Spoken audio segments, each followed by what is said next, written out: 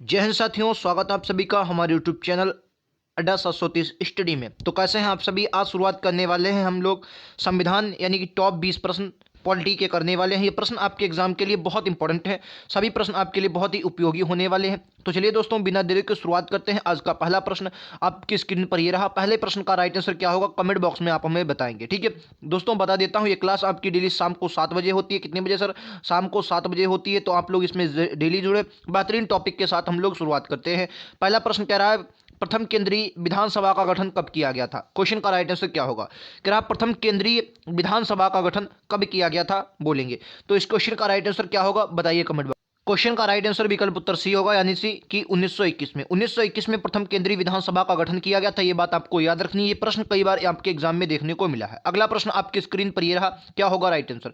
कह रहा है भारतीय संविधान के आपात उपबंध के लिए गए हैं। मतलब जो भारतीय संविधान के आपात उपबंध है सर, ये कहाँ से ग्रहण किए गए हैं? ये क्वेश्चन आपसे एग्जामिनर पूछना चाहता है।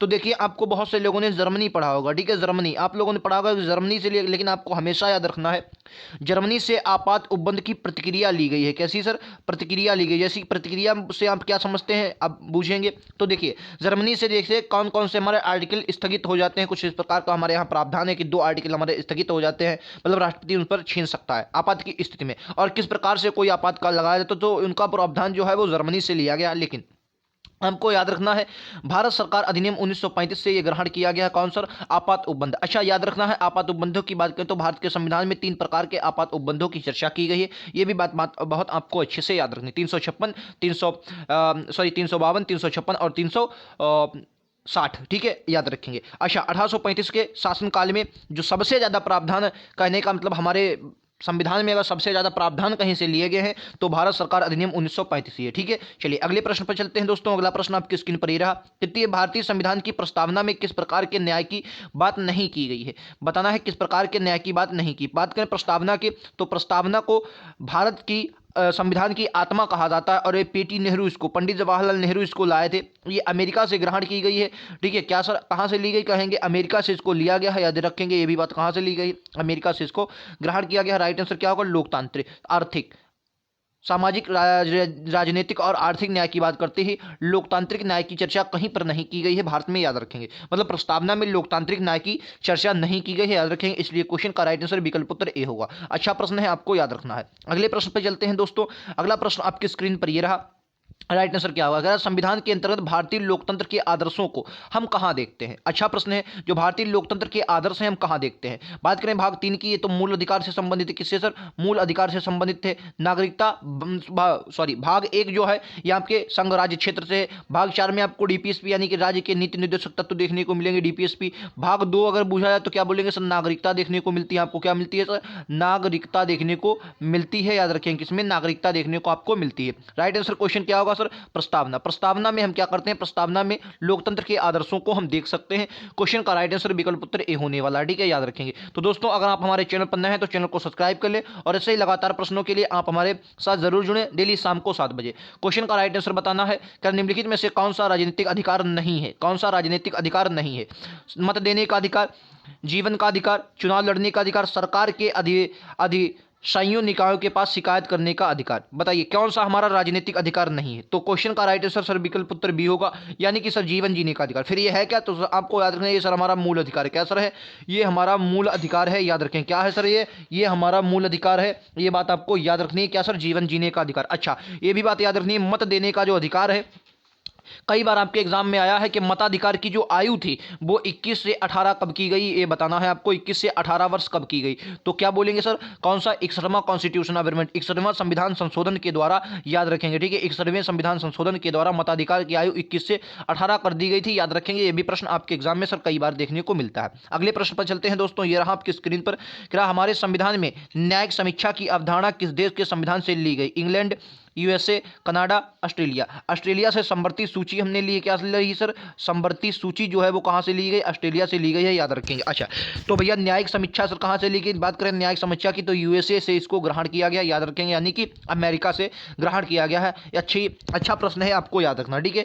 अगले प्रश्न पर दोस्तों चलते हैं। अगला प्रश्न आपकी स्क्रीन पर ये रहा कि रहा संघ सूची में कितने मद हैं? जो संघ सूची है, संघ सूची जो मतलब संघ सूची क्या होती है? संघ सूची जिस पर केंद्र का अधिकार होता है, पूरा का पूरा अधिकार अधिकार किसका होता है? केंद्र का होता है। ठीक है, राज्य सूची में राज्य का और संवर्ती सूची में दोनों का अधिकार होता है। क्वेश्चन का राइट आंसर सर क्या होगा? 97 इस क्वेश्चन का राइट आंसर होगा, यानी कि विकल्प उत्तर सी होगा। यानी कि संघ सूची में कितनी मदें हैं, तो कितनी बोलेंगे सर? 97 मदें हैं, याद रखेंगे। ये प्रश्न आपके एग्जाम में कई बार देखने को मिलता है। ठीक है, चलिए नेक्स्ट प्रश्न पर दोस्तों चलते हैं। अगला प्रश्न आपकी स्क्रीन पर ये रहा, क्या होगा राइट आंसर?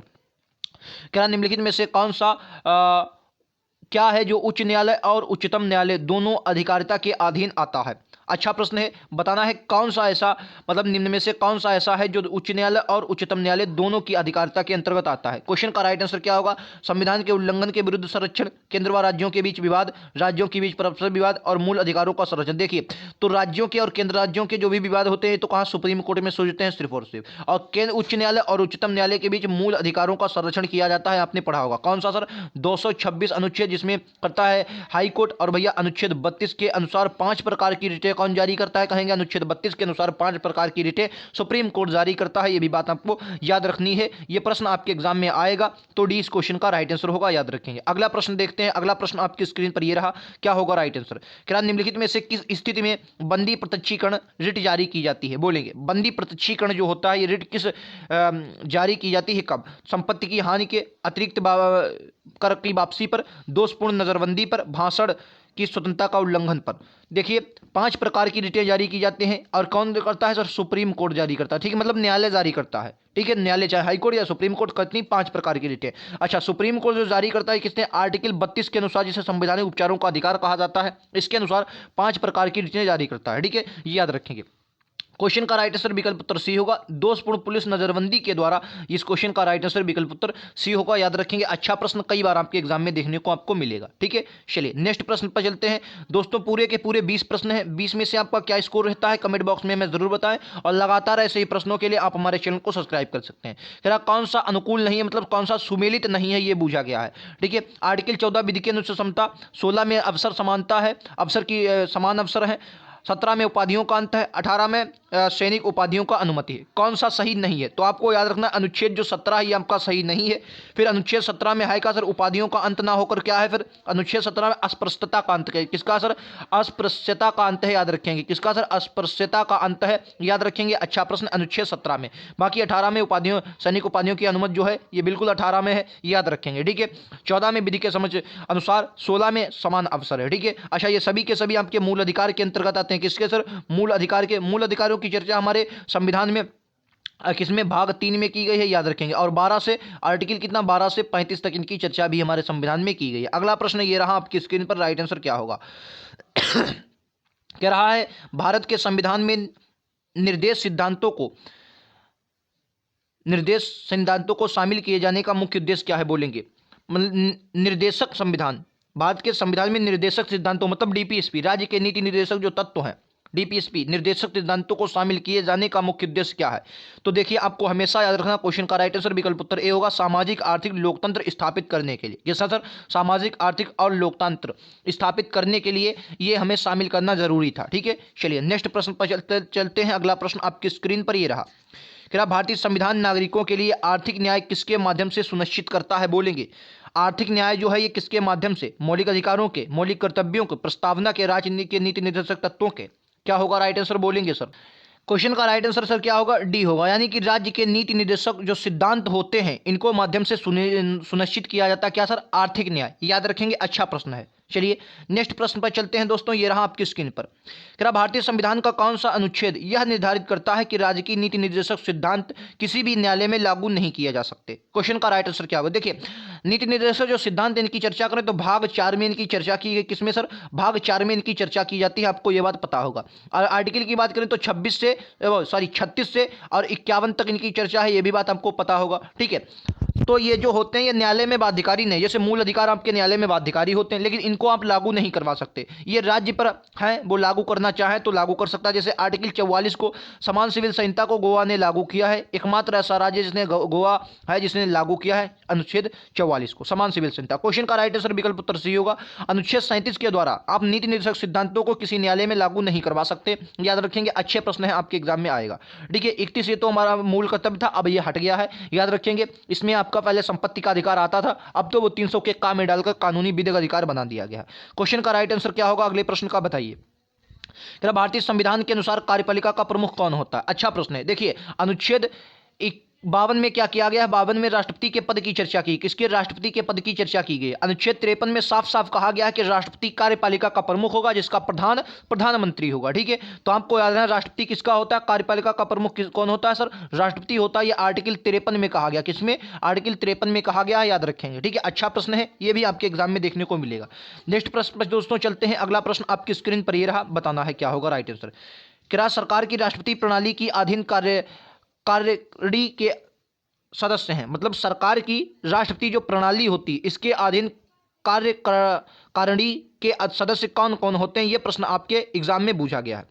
तो विधानमंडल के दोनों सदन होते हैं या केवल लोकसभा के सदस्य, विधानमंडल के किसी भी सदन के सदस्य नहीं होते, नियुक्ति के बाद विधानमंडल के सदस्य बनते हैं। बताइए राष्ट्रपति प्रणाली, तो आपको याद रखना विधानमंडल के किसी भी सदन का कोई सदस्य नहीं होता जो कि क्या होती है, राष्ट्रपति प्रणाली के अधीन आते हैं। ठीक है, याद रखेंगे सी इस क्वेश्चन का बिल्कुल करेक्ट आंसर होगा, आपको ये बात याद रखनी है। अच्छा प्रश्न है, आपके एग्जाम में ये प्रश्न आपको देखने को जरूर मिलेगा। ठीक है, चलिए नेक्स्ट प्रश्न ये रहा आपकी स्क्रीन पर, क्या होगा राइट आंसर। तो दोस्तों अगर आपको वीडियो पसंद आ रहा हो तो लाइक से सब्सक्राइब ना भूलें। क्वेश्चन का रहा कि केंद्र और राज्यों के बीच केंद्रीय संसाधनों का निर्णय पर परामर्श करने के लिए राष्ट्रपति द्वारा किस निकाय का गठन किया जाता है। मतलब ये होता है कि अगर कर का बंटवारा कौन करता है, ये मान लीजिए कहने का मतलब ये कर है, तो कर का बंटवारा केंद्र और राज्य के बीच कौन करेगा, केंद्र और राज्य के बीच कौन करता है, ये आपसे पूछा गया। तो आपको हमेशा याद रखना है कर जो होता है ये केंद्र और राज्य के बीच इनका बंटवारा सर क्या करता है, वित्त आयोग करता है। याद रखें कौन सर, वित्त आयोग जो होता है ये कर का बंटवारा केंद्र और राज्यों के बीच करता है। तो वित्त आयोग ही इसकी मतलब करता नहीं, सिफारिश करता है। ठीक है, ये बात याद रखना है। अच्छा प्रश्न है, आपको एग्जाम में आएगा। नेक्स्ट प्रश्न पर चलते हैं। अगला प्रश्न आपकी स्क्रीन पर ये रहा, क्या भारत में संसदीय जो ढांचे हैं इनमें दो अस्थायी, कैसे सर, अस्थायी सदनों का नाम बताइए। अस्थायी सदन कौन कौन से, तो आपने अस्थायी सदन एक तो लोकसभा तो सुना ही होगा, कौन सा है सर, लोकसभा तो सुना ही होगा। ठीक है, तो ये तो आपका गलत हो जाएगा क्योंकि राज्यसभा तो स्थायी सदन है जिसका कोई कार्यकाल नहीं होता। ठीक है, विधान परिषद भी आपका स्थायी सदन है तो इसका भी कार्यकाल नहीं होता, ये भी आपका गलत हो जाए। राइट आंसर क्या होगा, लोकसभा और विधानसभा। लोकसभा और विधानसभा जो होती है इसका कार्यकाल कितना होता है, 5 वर्ष का कार्यकाल होता है। याद रखेंगे कार्यकाल 5 वर्ष का होता है। अस्थायी सदन है मतलब इसका विघटन हो जाता है, याद रखेंगे। लोकसभा पहले भी गिर सकती है, अगर अविश्वास प्रस्ताव पारित हो जाता है तो आपका पहले भी गिर सकती है, याद रखेंगे। अगला क्वेश्चन आपका कह रहा है बताना है भारत के राष्ट्रपति द्वारा बुलाई गई संयुक्त बैठक की अध्यक्षता निम्नलिखित में से कौन करता है। बताइए संयुक्त बैठक की व्यवस्था कौन करता है। अच्छा कमेंट बॉक्स में आपको बताना है किस विधेयक पर संयुक्त बैठक नहीं बुलाई जा सकती, ये कमेंट बॉक्स में आपको बताना है। ठीक है, अच्छा इसका आर्टिकल सर कितना 108 में चर्चा की गई है संयुक्त बैठक की। संयुक्त बैठक जब भी बुलाई जाती है तो लोकसभा का अध्यक्ष कौन सर, लोकसभा का अध्यक्ष जो है वो अध्यक्षता करता है। याद रखें कौन सर, ये लोकसभा का अध्यक्ष जो है वो अध्यक्षता करेगा। ये बात आपको रट के लिखनी है, याद रखनी, कई बार आपके एग्जाम में ये क्वेश्चन आता है। ठीक है, चलिए नेक्स्ट प्रश्न पर चलते हैं। अगला प्रश्न आपकी स्क्रीन पर ये रहा, क्या भारतीय संसद में लोक लेखा समिति का अध्यक्ष कौन होता है। देखिए भारतीय संसद में जो होते हैं हमारी समितियां हमने पढ़ी हैं तो दो प्रकार की हमें समितियां देखने को मिलती हैं। एक सर होती है स्थायी समिति, ये क्या होती है सर, स्थायी समिति, और एक होती है अस्थायी समिति। कैसी, अस्थायी समिति। ठीक है, अस्थायी समिति सर, स्थायी समितियां क्या होती है, जैसे लोक लेखा समिति, प्राक्कलन समिति, ये कैसी, ये स्थायी समितियां ये हर 5 वर्ष बाद आपकी बनेंगी और क्लियर है बनेंगी। ठीक है, अस्थायी समितियां सर कैसी होती हैं, जैसे कस्तूरी रंगन समिति शिक्षा के लिए आई थी, कार्य करके खत्म हो गई। जैसे शिवरमन समिति नाबार्ड की स्थापना की और खत्म हो गई। तो ये समितियां 2 प्रकार की, स्थायी और अस्थायी समितियां 2 प्रकार की होती हैं, याद रखें। तो इस क्वेश्चन का राइट आंसर क्या होगा, तो लोक लेखा समिति आपको याद रखना है विपक्ष का दल का जो नेता होता है वो लोकसभा का मतलब लोक लेखा समिति का अध्यक्ष होता है। बात करें सर लोक लेखा समिति की, इसमें 22 सदस्य होते हैं। कितने, 22 सदस्य होते हैं, जिसमें से 15 लोकसभा के, कितने सर, 15 लोकसभा के और 7 किसके सर, राज्यसभा के होते हैं। ये बात भी आपको याद रखनी है। ठीक है, 15 लोकसभा और 7 राज्यसभा, 22 सदस्य होते हैं। लोक लेखा समिति विपक्ष का दल का नेता होता है। लास्ट प्रश्न आज का और बेहतरीन प्रश्न कह रहा है मंत्रिपरिषद सामूहिक रूप से किसके प्रति उत्तरदायी होगी। अनुच्छेद आपने 75 पढ़ा होगा, 75 में साफ साफ कहा गया है कि जो मंत्रिपरिषद होती है लोकसभा के 74 में, 75 में नहीं 74 में। ठीक है, लोकसभा के प्रति उत्तरदायी होती है, आपको यह बात याद रखनी है। ठीक है, तो यहीं तक आपका वीडियो था। क्वेश्चन कैसे लगे हमें ज़रूर बताएं, 20 में से आपका क्या स्कोर रहता है हमें ज़रूर बताएं। ऐसे ही कमेंट बॉक्स में बताना ना भूलें इस वीडियो के बारे में। लगातार प्रश्नों के लिए आप हमारे चैनल को सब्सक्राइब कर सकते हैं। धन्यवाद।